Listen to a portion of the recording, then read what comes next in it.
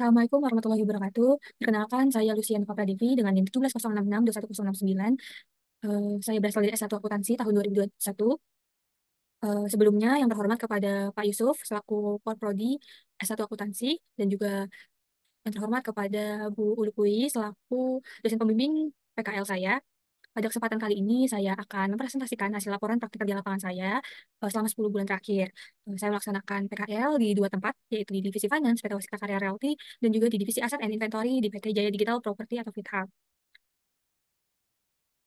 Oke, selanjutnya ada tujuan dari PKL yang saya laksanakan 10 bulan terakhir, yaitu menerapkan teori yang didapatkan selama kuliah ke dalam dunia kerja nyata. Yang kedua, mempelajari proses bisnis di bidang properti dan kebugaran secara langsung. Karena memang kedua perusahaan yang saya laksanakan PKL ini itu beda ya bidang bisnisnya. Lalu yang ketiga adalah meningkatkan soft skill untuk berorientasi pada detail, komunikasi, dan analisis masalah dan juga teamwork. Lalu yang keempat mengetahui proses berkas transaksi utang pada sebuah perusahaan. Karena di PT Wasita Karya Realty saya memang lebih ke finance ya atau juga lebih ke account payable-nya atau utangnya. Lalu selanjutnya mengetahui proses pengakuan aset dan kontrol persediaan sebuah perusahaan. Nah ini untuk di tempat PKL di Fitha.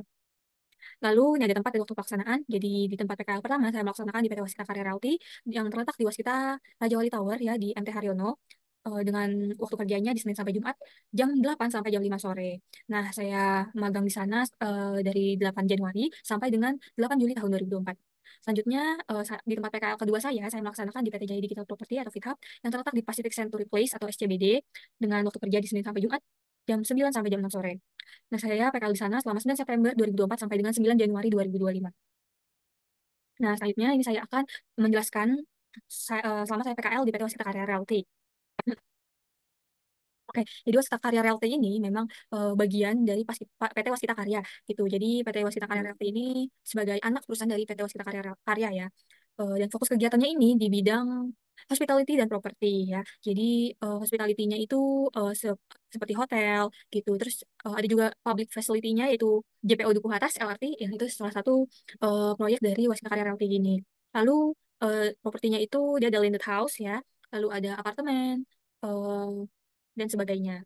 Nah, untuk pelaksanaan PKL itu sebelumnya di persiapannya saya menyiapkan CV dan juga surat permohonan PKL dari universitas. Seperti itu lalu saya setelah usernya cocok, saya langsung dipanggil untuk masuk. Jadi memang tidak ada interview, hanya cukup menyerahkan CV dan juga surat permohonan PKL. Dan kebetulan memang divisi finance itu butuh anak magang ya. Lalu selanjutnya pelaksanaannya, saya melaksanakan PKL di sana dari 8 Januari sampai dengan 8 Juli tahun 2024. Lalu setelah selesai saya membuat laporan PKL selama di PT Waskita Karya Realty ya dan untuk konversi nilai PKL. Selanjutnya ada visi dan misi dari PT Waskita Karya Realty yaitu dengan komitmen untuk berinovasi dengan visinya yaitu dengan komitmen untuk terus berinovasi dan meningkatkan kualitas. PT Waskita Karya Realty bertekad untuk tetap menjadi pemain utama di industri properti Indonesia. Lalu misinya itu mengembangkan proyek-proyek seperti yang berdaya saing tinggi, ramah lingkungan dan memberikan nilai tambah bagi masyarakat serta pemangku kepentingan. Ya, lanjut. Nah, ini bidang usahanya tadi ya, di hospitality dan properti. Hospitality-nya itu kan hotel ya. Nah, itu contohnya itu Fasaka Hotel Jakarta ya, yang ada di Cawang. Lalu ada Fasaka Hotel Maison Bandung, itu di Bandung. Terus ada di Makassar juga ada, dan sebagainya. Lalu ada propertinya. Properti itu di Jakarta itu ada di BSD ya. Di BSD, lalu ada landed house-nya itu ada Fasaka Bali. Lalu di Surabaya juga ada Darmo 88 Surabaya. Nah, struktur organisasi dari PT Waskita Karya Realty ini, pertama ada presidirnya, ya, presiden director, direktur utamanya, lalu ada di bawahnya, direktur itu ada terbagi dua ya, ada direksi operasi dan direksi untuk finance, HCM, dan risk management. Nah, untuk finance sendiri, ya, itu ada di bawah direksi finance, HCM, dan risk management, ya, lalu eh, ada head-nya juga, sebentar. Lalu ada head-nya juga, ya, di sini, head finance, accounting, risk management. Oke, lalu di sini ada departemen finance-nya dengan manajernya yaitu Pak Aditya Taufik Nugraha. Saya berada di under dia. Oke, lanjut. Saya akan menjelaskan tentang job desk yang saya lakukan selama di PT Waskita Karya Realty, yaitu ada rekonsiliasi utang dan outstanding HCM. Jadi, kan di finance itu punya monitoring ya. Nah, kalau monitoring utang, lalu tim HCM juga punya nih list outstanding mereka gitu. Karena kan tim HCM tuh mereka butuh buat bayar gaji, buat bayar BPJS, asuransi dan sebagainya gitu kan setiap bulannya itu udah pasti banget. Nah, jadi HCM itu suka minta tim finance ini benar nggak sih outstandingnya udah dibayar semua atau belum gitu. Mana aja sih yang udah dibayar gitu dan terus apakah list-list ini tuh udah benar belum ya sesuai sama tim finance kalau eh, apa divisi ACM tuh tagihannya ini gitu. Seperti itu. Nah, saya tugas untuk rekon ya, mastiin kalau tim finance sama ACM tuh udah sama nih, gitu kan udah sama datanya gitu. Oke, lanjut ada pengasipan dokumen. Jadi selama tahun kan eh, saya masuk ke tahun 2024 awal, jadi saya mengerjakan arsip dokumen dari Januari 2023. Seperti itu dari Januari 2023 saya kerjakan. Jadi saya scan gitu kan, saya scan lalu saya eh, kelola juga per bulannya ya. Jadi jadi itu kumpulan transaksi-transaksi yang udah dibayar gitu selama setahun dari Januari sampai Desember 2023. Saya scan lalu kita susun lagi gitu kan per bulannya.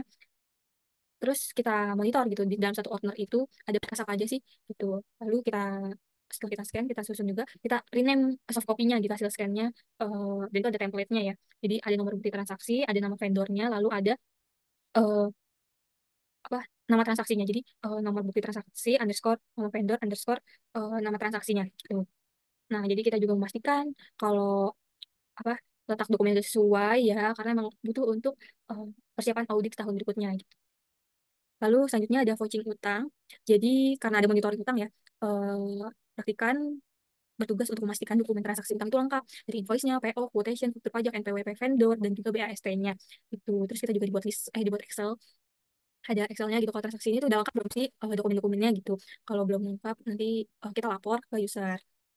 Lalu kita ada rekapitulasi PPN juga, ya. Ini ada kita ngerekap nomor faktur, NPWP, vendor, jumlah DPP, jumlah PPN, dan juga nomor bukti transaksi SAP-nya. Karena memang pas itu kebetulan di bulan April ya, jadi tim pajaknya itu harus melaporin pajak ke DJP. Nah, kita ngebantuin tim pajaknya untuk merekap PPN-nya. Lalu ada rekonsiliasi finance dan building management. Jadi building management di PT Waskita Karya Realty itu memang hasil kerjasama Waskita dengan PT gitu ya, namanya KSO RNI gitu. Nah, kebetulan PT Waskita Karya Realty itu juga salah satu karyawannya jadi karyawan di KSO gitu. Nah, tugas praktikan di sini adalah memastikan bahwa pengeluaran dan pemasukan antara kedua perusahaan itu udah balance. Jadi, misalnya PT Waskita Karya Realty itu mengeluarkan uang untuk sewa per 6 bulan gitu. Nah, di bulan Juni misalnya. Nah, terus nanti berarti kan di KSO-nya harus ada pemasukan, ya kan, ada pemasukan di bulan Juni untuk eh, pembayaran dari PT Waskita Karya Realty gitu kan. Jadi praktikan tuh nyocok-nyocokin itu untuk beberapa bulan. Kalau saya 6 bulan.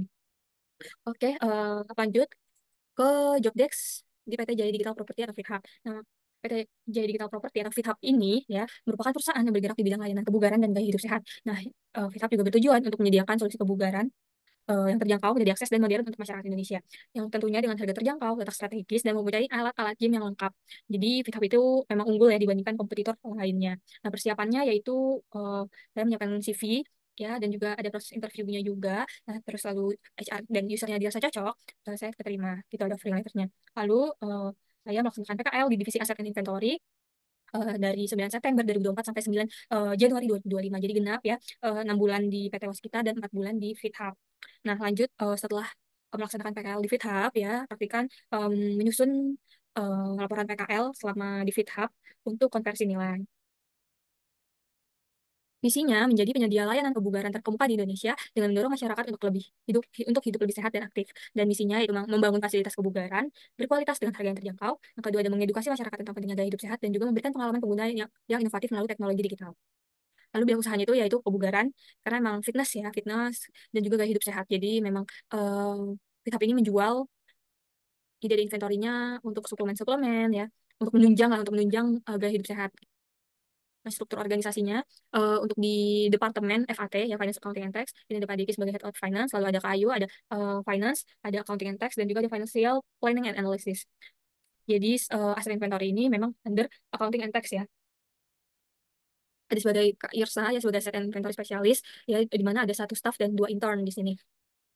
Lalu job desk yang saya lakukan di sana adalah pengakuan akses. Jadi kan tim AP itu melakukan pembelian aset kan. Mereka nerima invoice dari pembelian aset ya atau consumable setelah AP input pembelian aset di sistem ya.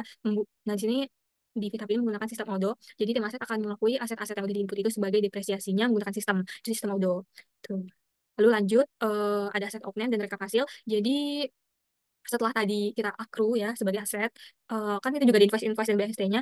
Nah, tim aset akan pergi ke klub-klub cabang ya, cabang FitHub untuk memastikan aset yang dibeli oleh tim AP ini sesuai dengan yang ada di klub. Lalu sana ada juga ada keterangan keberadaan dan juga kondisi dari aset tersebut. Jadi keberadaannya itu ada atau enggak gitu.